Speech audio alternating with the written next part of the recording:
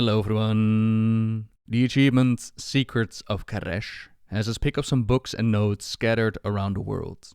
I'll link an article in the description if you need help finding them, as they do give reputation, altogether a whole level of renown. A mysterious notebook is found in Xal'atath, connected to an ethereal mystery that's been running in the background since like Legion in the form of Shadreen. She shows up in the Void Elf intro cutscene and occasionally pops up on Locus Rifts, honoring her title of the Watcher and watching us, not just at the Rift either. She's also shown up at the Trial style, pleased with the intel gathered for her master, and at the Brawlers Guild. This whole murder mystery storyline played out, where she had Xal'atath take the place of Bismo. You are my eyes when my eyes are elsewhere. See everything. Remember, record, report. The way they move, the way they fight, their choice of armor, their taste in weapons. Let no detail elude you. Pay special attention to the heroes, the champions, the movers of fate. Watch from afar. Watch when up close. Interfere if you deem it necessary. Do not fail me, Xal'atath. Know that I have eyes on you too. Signed, Shadreen. Observing us within the Brawlers Guild gave them a chance to see how we fight, which was quite informative. But watching us solve this mystery has been even more illuminating.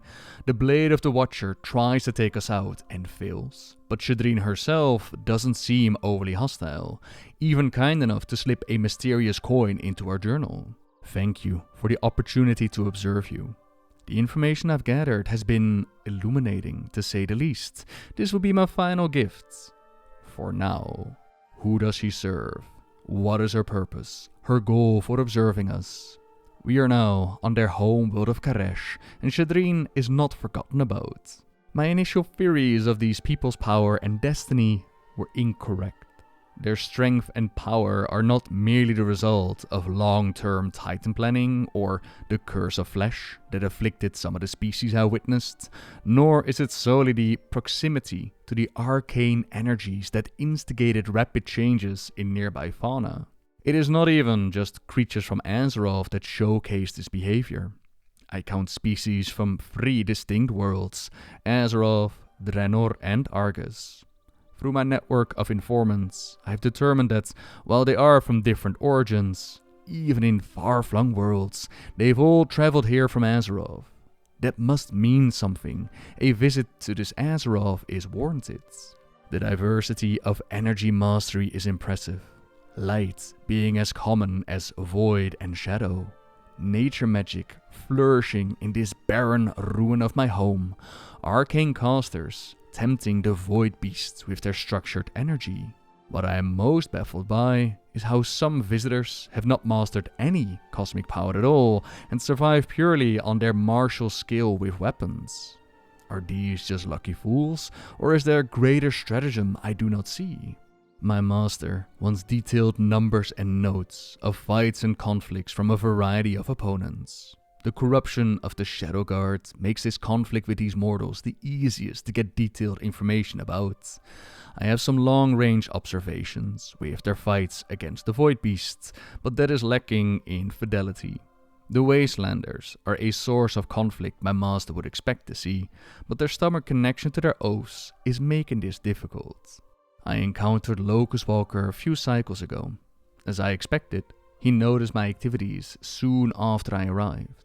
Our meeting was not pleasant. He blames me and my master for this current situation, as much for our inaction, his words, as for our activities on the void fallen worlds. He issued a few credible threats towards my existence, should I move my plans from observation to experimentation.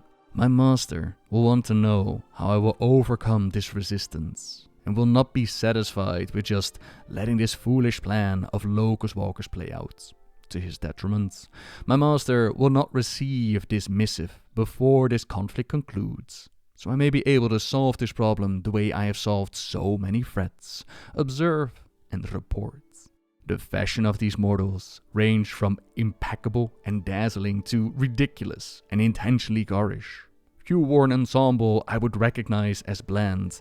I'm astonished that with all the time spent in combat, they had time to assemble such outfits. I managed to acquire several scraps of their fabric. Over 98% showed strong signatures of transmogrification. We'll compare this to the Consortium quarterly balance records I acquired. I suspect this is where much of the Ethereal's cartel's profits are coming from of late. Signed, Shadreen. It has always bothered me that the various elf wells of Azeroth emit such massive amounts of power.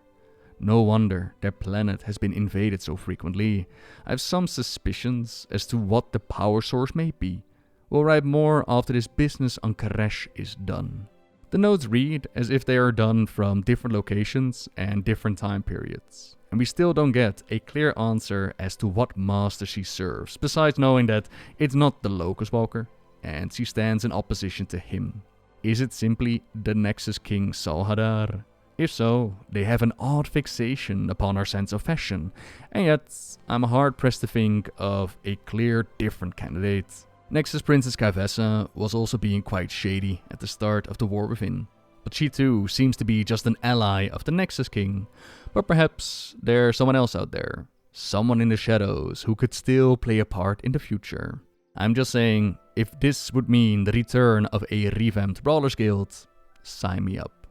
And after playing a bit more through the delves and seeing Brand's quest when it comes to Ky'veza, I am left wondering what her story was about. Ky'veza, in Locus-walker's story, as he talks about the Devouring War, she was an ally at his side. She stood there as the king blamed them for the Dementia's all devouring, and then they had to separate, and that's where the story ended. Then we saw her at the beginning of the War Within. She was an assassin, she was hired by someone to presumably take out the queen, which meant that she was working against Xal'atath. But why? In order of whom?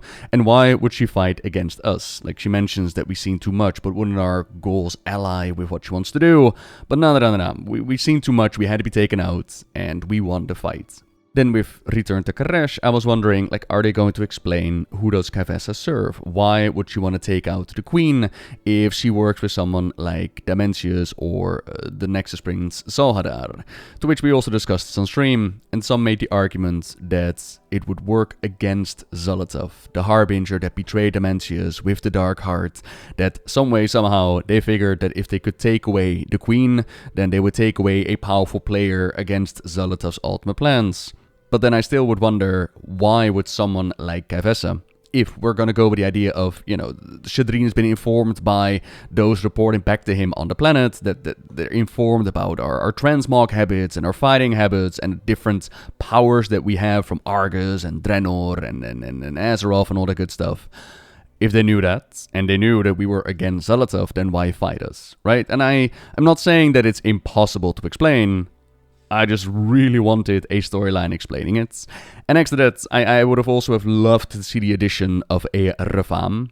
As I was making this video, I was like, oh yeah, Refam from Hearthstone was a thing, and we are kind of hoping, like, would he be added with the story of the Ethereals?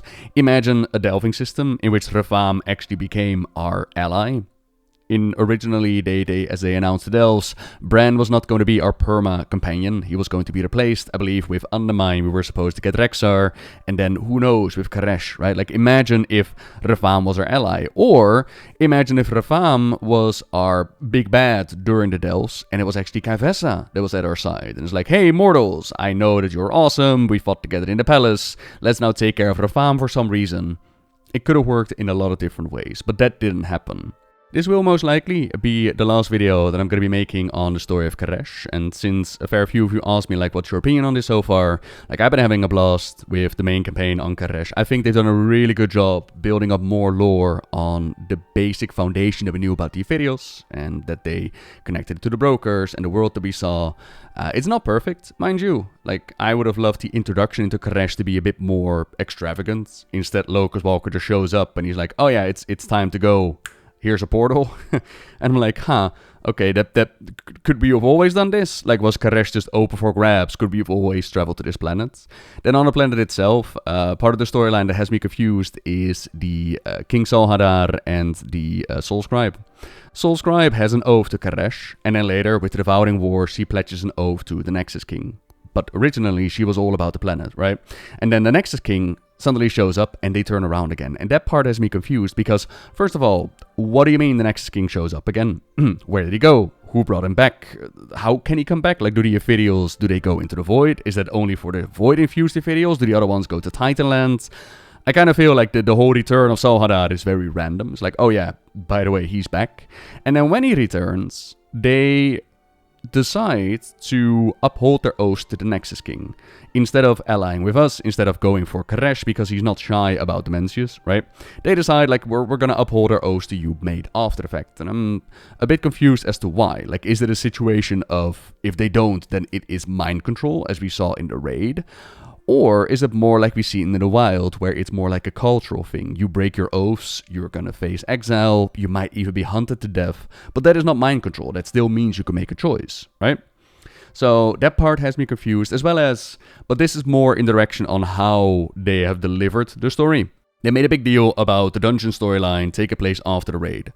Yet, in the release scheme, as we all know, as always happens, the dungeon was released before the raid. And even worse, they split up the story campaign, so the dungeon was released before the second chapter of the campaign.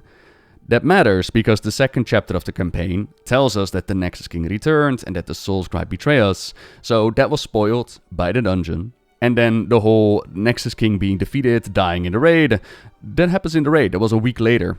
And again, spoiled in the dungeon. And I cannot for the life of me understand why they would release the story in such a way. And then we also have, but this is more on a meta storytelling, like the promotion behind all of this. I, for the life of me, do not understand why they decided to just spoil the big twist with Xal'atath a month before release, which they posted on Instagram with no spoiler warning, mind you. Just up on Instagram, on YouTube, here you go, this is the big twist. Something that the story campaign makes a big deal out of, they just spoil online. And I jokingly said, like, okay, Blizzard, if you're just gonna spoil these things, you might as well put the ending up in the trailer. That way I can avoid playing your game altogether for the story, right? And what did you know it? That's what they did in the launch trailer. They sprinkled cutscenes of the ending in the launch trailer, which add nothing to it because it's not a story trailer. It's a highlight clip reel. I miss the story trailers where they actually. Do you remember like the Thunder King? Where like Locus-walker Cho is spitting a fat rhyme about the return of the Thunder King. Or even way back when with Classic, with like the baseline Ky'veza walking in the snow and as to how he became part of Team Lich King. Or Gods of Zuluman or the Sunwell. Like there's a lot of trailers that they made in the past that actually tell a story without spoiling what goes down in the raid.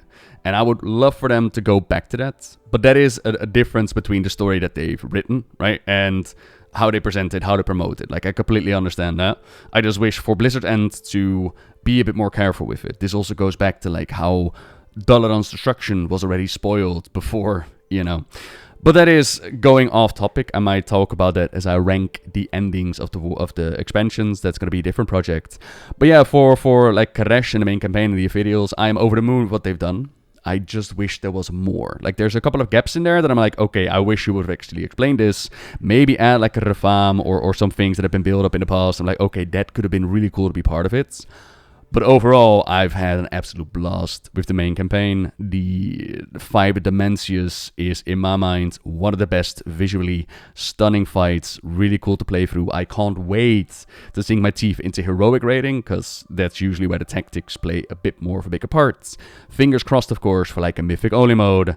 And then Gamescom. The little teaser trailer that they made with like the Void coming in. I don't want to overhype, but player housing and like the baseline storytelling with Xal'atath going to the Sunwell and potentially what might happen there. I'm excited. Yeah, and overall, I've been having a blast with the board within. 100%.